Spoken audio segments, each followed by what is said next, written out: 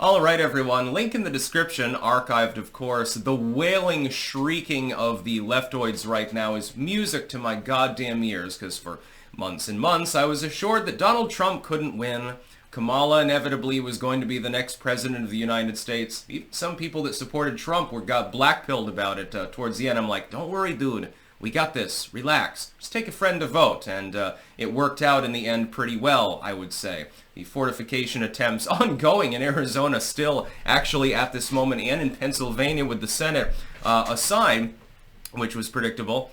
I believe there was a reason why I kept those two states off the table when I made my guesses, and indeed there is some fortification going on there, unfortunately. It's not enough, basically. All of that aside, though, one of the biggest takeaways of the whole election is the pernicious, virulent obsession of people on the left wing of politics blaming skin color and or gender for, often both, for election results that they don't like and things like that. Now, supposedly, as a Trump voter, I voted for Donald J. Trump. Of course, I was proud to pull the lever, so to speak. Supposedly, that makes me a brown-shirting Nazi.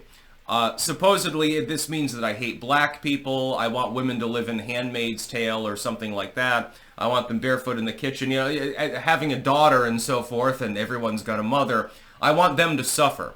And apparently I want black people supposedly to suffer too. And Latinos, including those that were born in the United States. Inexplicably, though, I'm just filled with hate all of the time, according to these individuals.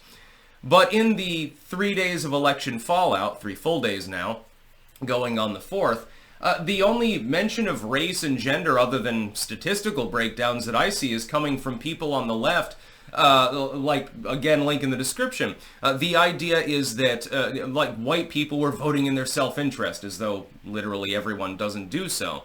And they did that because they hate black people, or they hate immigrants, or they hate women, or women's rights, or something like that. They hate gay people.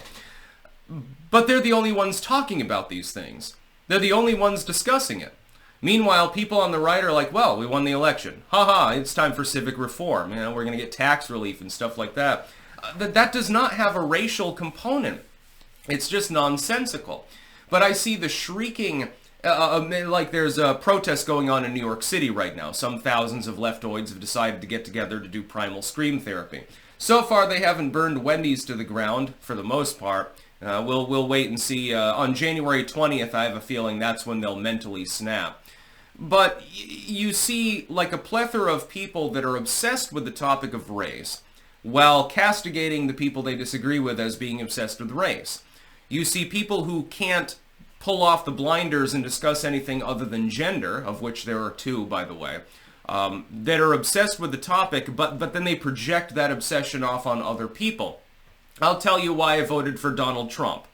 As a white male, a white straight male, non-Christian of course, and so that sort of bucks the trend, I suppose, in their meager minds.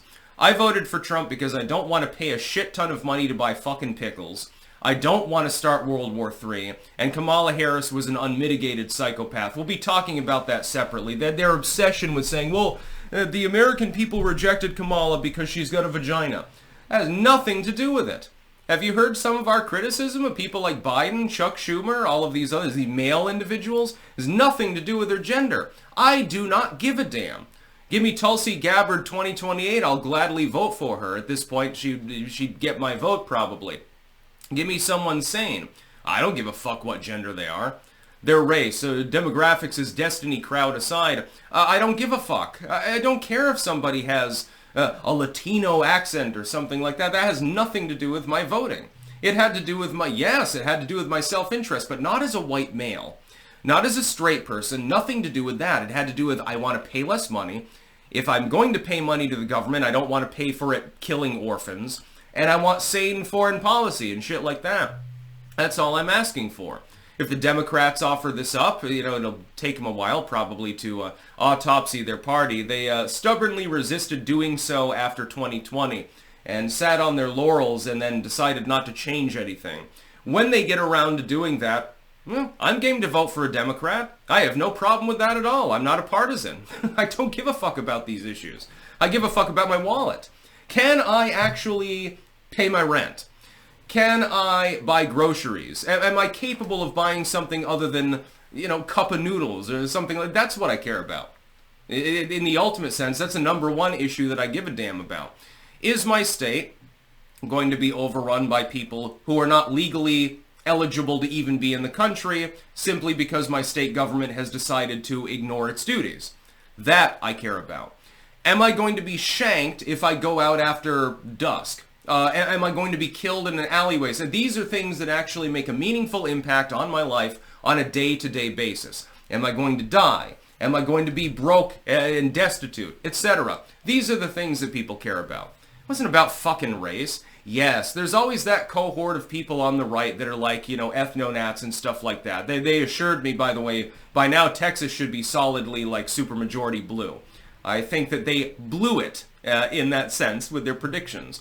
But the left takes it and puts it on steroids and will not stop talking about these id-pol issues.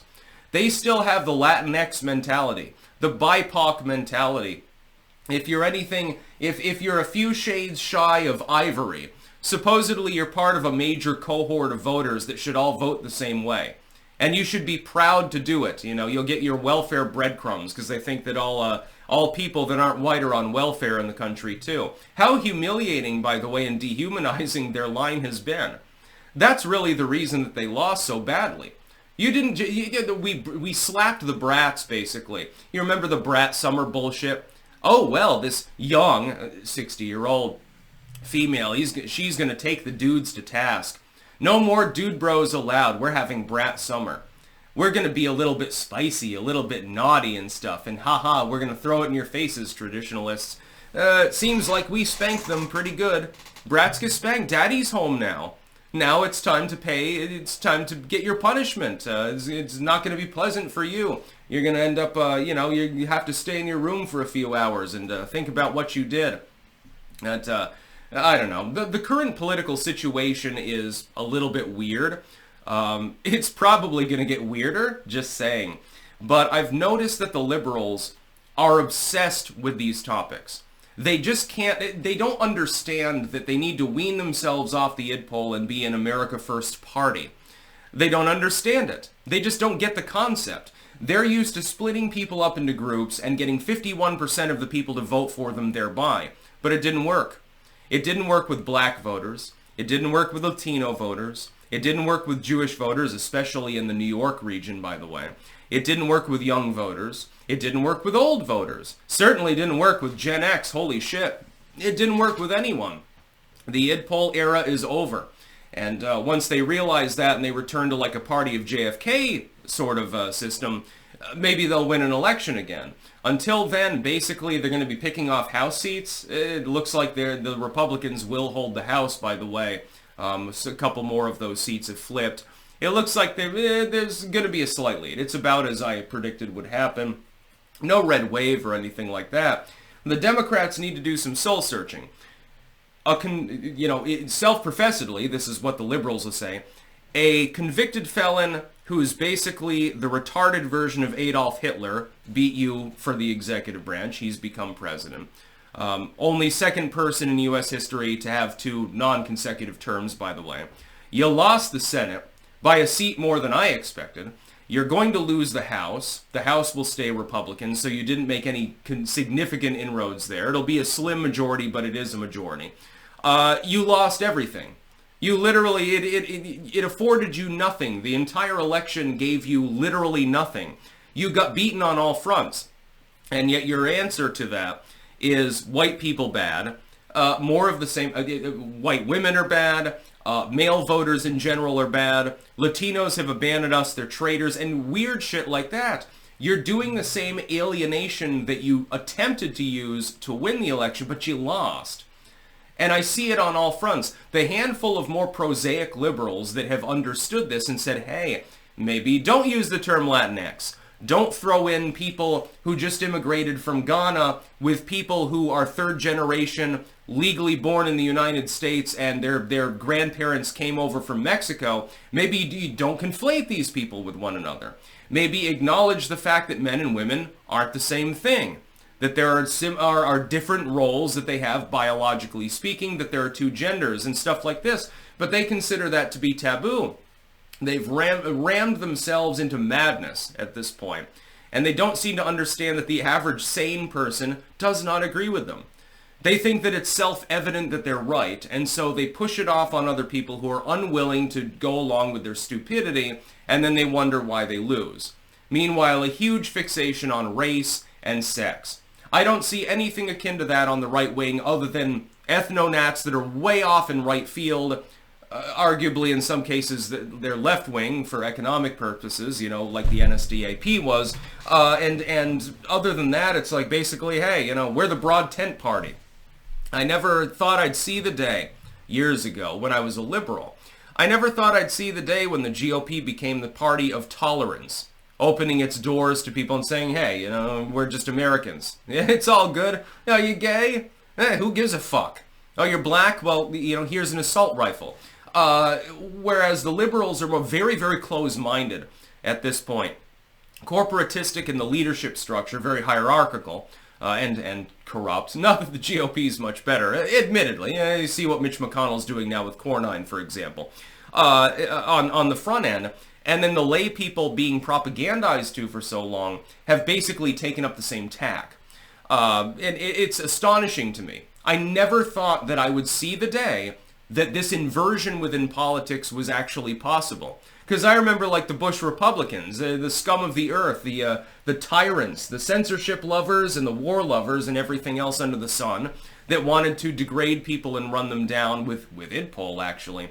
But the left said, hey, you know all of the evil things that the Bush administration is doing? Let's invert them slightly, repackage them, and we'll run on that as an issue. That sounds like a great idea. We'll basically become the inverse of George W. Bush. I wonder why you just lost the election by such a stunning margin. That's about all. Peace out.